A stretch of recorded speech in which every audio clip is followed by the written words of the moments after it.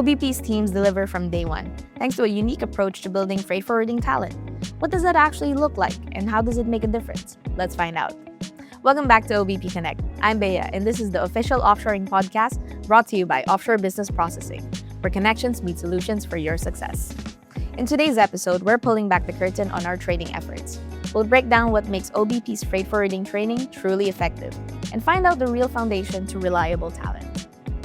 Our guest today comes straight from our training department, Trainer Cess, an organizational development trainer here at OBP. With nearly 2 years of experience in onboarding and client-specific training, she now leads efforts in learning and development, training effectiveness, and employee capability and culture building. So welcome to the show, Trainer Cess. Hi, Rhea. Thank you so much for having me. It's so great to have you on the show. But before we dig into today's topic, let's have our listeners learn a little more about you. All right, let's do it. So you already know how this goes. It's time to fast track and fire away. I'll be asking 5 quick questions about you and your work, and just say the first word or phrase that comes to mind. Ready? Okay, go ahead. Okay, so favorite part of your job? Seeing people grow from being new to being confident in their roles. Hardest thing to explain about what you do? That training isn't just about classes or courses. There's a lot of work that happens behind the scenes. Most common misconception about your role? I'd say the same. People think we just create courses, but in reality, we create the conditions for learning, performance, and behavior change, and that goes beyond PowerPoint slides. Ooh, I hear you on that one. So, a part of your work that really tests your skills? Designing solutions for different learning needs and balancing that with business requirements and operational realities. Ooh, how about most important task in your role? A really broad understanding of human behavior. Ooh, that last phrase was really interesting, actually. So, on top of being a trainer, it's almost like you're some sort of detective. Yes, detective is a funny word for it, but it's true. I observe people, I spot patterns, and I make predictions based on that. So I guess that's a simplified version of what I meant. That's a really interesting way to put things. And I'm sure we're going to learn more about that later on. And that's Fast Track. Thank you so much for those insightful answers, Trainer Cess. It really gave us a glimpse into what you do. Now, here we are across the desk. So let's hear it. So to start, can you give us an overview of OBP's training team? What are the different roles and specializations that we have? Okay, so our training and development team consists of know-how trainers, client-specific trainers, and organizational development trainer. So as the title suggests, trainers handle onboarding, operational training specific to the clients, leadership development, and organizational development initiatives. Right? So meaning from day one and throughout their journey, we're there to continuously support them. But even though each role has their own focus, of course, we all work toward the same goal, which is preparing employees to perform successfully and confidently in their roles. That sounds really interesting, and it sounds very active and engaged. Yeah, very much so. It helps so that all trainers go through all the different roles as well, so we're really adaptable. I think that's a really smart move. And so, given those specializations, what do you think makes OBP's trainers stand out, particularly in freight forwarding? Yeah, well, what makes our trainers stand out is that we actually have hands-on operational experience. That means we go beyond just teaching concepts and definitions. So we understand what really happens in freight forwarding operations, the actual workflows, challenges, and expectations. Okay. It's through this experience and knowledge, Bea, that we connect or apply theory to the real world, and we provide practical guidance for our employees. I see. And how exactly does that, manifest or show up? Well, for example, I was to explain what freight forwarding means. I won't stop at defining the dictionary definition of those words. I would focus more on giving real-world examples so that trainees will understand, and they will understand it best if it's explained in the context of where they are, what they do, and what they know. Right, and that's such a thoughtful approach. Yeah, because we're very aware that freight forwarding is quite the niche, so we need to really make sure they understand. Yeah, and I agree with you on that, Trainer Cess. So, how about let's see the broader picture of how the whole process goes? So, can you walk us through the structured learning path every employee follows for freight forwarding? Of course. So, for an OVP employee's learning journey, it starts with the company onboarding. So, at this stage, they learn about OVP's culture, policies, and expectations. Right. So, this is where we set professionalism. So, from there, they move into role specific and freight forwarding fundamentals training. So, this is where we establish a solid foundation and understanding, as I explained earlier, contextually to their role and industry. So once that foundation is set in place, they then receive client-specific process training, Oh. right? And that includes all practical exercises, assessments, and guided, practice, including the specific platforms so that they'll be using. And after everything, foundations and technical skills, and even building a relationship with the client, we then validate that they're able to perform the required tasks independently and accurately. Wow, that's a lot, and that's a very thorough process. Yes, it is, Bea. And not to mention, we're also the ones documenting the process as well. That's called the Standard Operating Procedures, or SOP. Yeah, and it really goes to show how crucial every small step is, Yeah, exactly. So, from all of these steps in the training ground, as we all know now, the real world can be a whole different challenge. Yeah. How do you prepare the employees for the realities of client operations when they're on the production floor? Yeah. You did mention teaching the context of things, Mhm. but once they're actually there, how does that play out? Yeah, I know, and that is really true. So what we do is to focus heavily on practical application.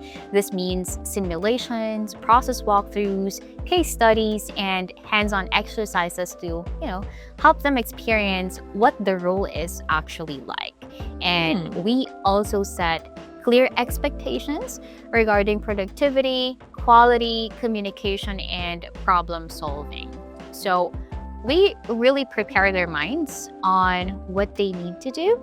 We check in on them and assess what support they need. So really, it's all about staying aware, lots of communication and taking action when needed. Yeah, and I can imagine that can be really hard to know what certain employees are really thinking or going through once they're there. So being open to support and guide them is the way to go. Yeah, that's true. And that's why I said earlier, there's a behavioral aspect to it that, needs careful attention. I really hear you on that, Trainer Cess. And I want to explore that more in my next question, actually. And I think this is like the last big question for this segment.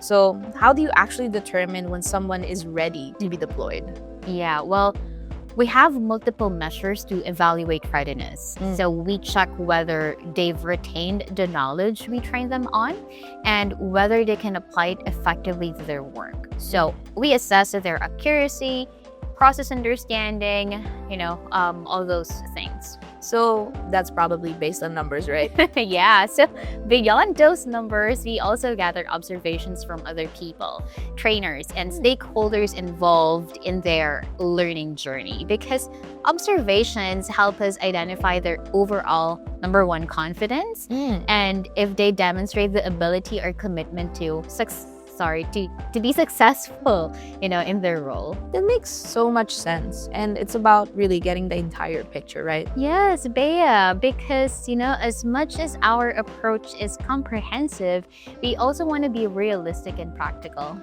That's a really balanced way to go about it, Trainer Cess. Well, our discussion has been really insightful so far. I'm loving it.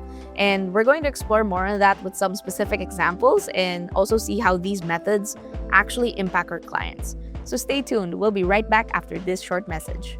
Access reliable offshoring solutions for your freight forwarding business. Our team knows how crucial and time-sensitive operations are to your success. Discover how our proven approach can help you reach operational growth and efficiency. Download our brochure from the resources page at offshorebusinessprocessing.com to get started. Welcome back to OVP Connect. Now let's get specific. Case in point, real scenarios, real answers. So, Trainer Cess, As we've lightly touched on, not every learning journey is linear, as you said. Can you then share how OBP's trainers support employees who need additional coaching? Yeah. Well, we recognize, right, that people learn differently. And when someone needs additional support, as trainers, we provide targeted coaching sessions and one-on-one feedback. I see. Can you tell me what goes on in these conversations, though? Of course. We usually ask first how they are, and then eventually we reach out to learn more about, about them, where they're at, their motivations, and way of thinking. So before I can propose a solution, I need to first know what kind of person I'm dealing with. That's true. That's true. Yeah, you can think of us like doctors. We need to know the employee's specific point of struggle.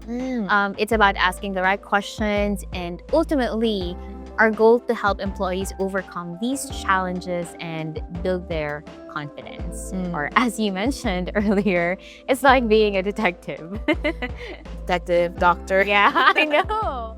There's something really human about how you said that, Trainer Cess. And I really like that answer. And as a trainer, you really get to the bottom of things and you don't brush it off to the side. Yes, Bea. Because, we have to. We're dealing with real people and, real lives here. I hear you on that. And speaking of which, let's turn to what this means for clients and see the real impact, right? So can you share any specific feedback that clients give about the readiness of OBP teams? Yeah, I'm happy to share that. So one piece of feedback we often hear is that our employees are well prepared and adapt quickly to client processes. So they also often mention how OBP teams contribute, faster and require less ramp-up time.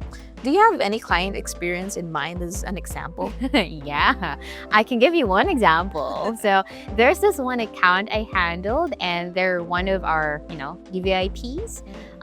The client went and conducted the training here on site. And they were very, fast-paced. And after a task has been, discussed, they process it right then and there. Yeah. So then after that training, the client went back to Australia and they provided feedback.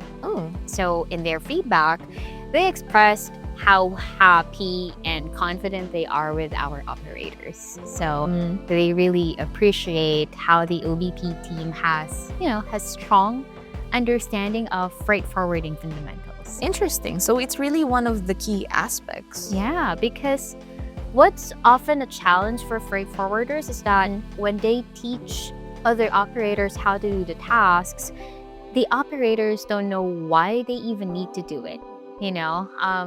That means they don't feel the weight of the task.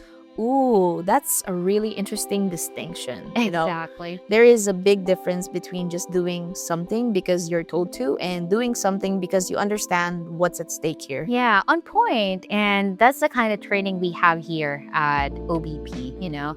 Our teams operate at a level wherein clients don't need to teach them the basics of how their business works, and it saves a lot of time and effort. Yeah, and that's a really good thing to build on. So based on feedback, clients are happy, they feel confident about us. So then let's look at the concrete outcome, Yeah. Can you share examples of how OBP's training approach impacted a client's operations? Sure. Well, the impact of our training approach to clients' operation is that basically the transition was a lot smoother. It saves them time, and the team was able to meet performance goals faster than expected. And when the transition is smooth and the team performs above expectations, then clients are very much assured and confident, which is what we like, right? They don't have to worry anymore. Yeah. Efficiency is on their side, and trust is built between OBP and the clients. I like that, building trust. When you're assured and you can trust your team, how you operate does become like a breeze, right? Yes. And that is so true, and it applies to any team. Absolutely. Well, you really walked us through what reliable teams mean here at OBP, the solid foundations, the ongoing support, understanding what's at stake, and building that trust. All very important aspects of a successful freight forwarding training. Let's wrap up with a sign-off. So Trainer Cess, from your own perspective, why should training be a key consideration when selecting an outsourcing partner? Yeah, well, because people are ultimately the ones delivering results, right?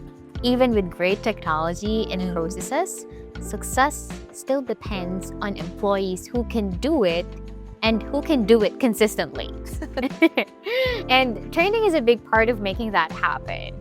A strong training program reduces risks, shortens learning curves, improves quality, and helps ensure long-term success.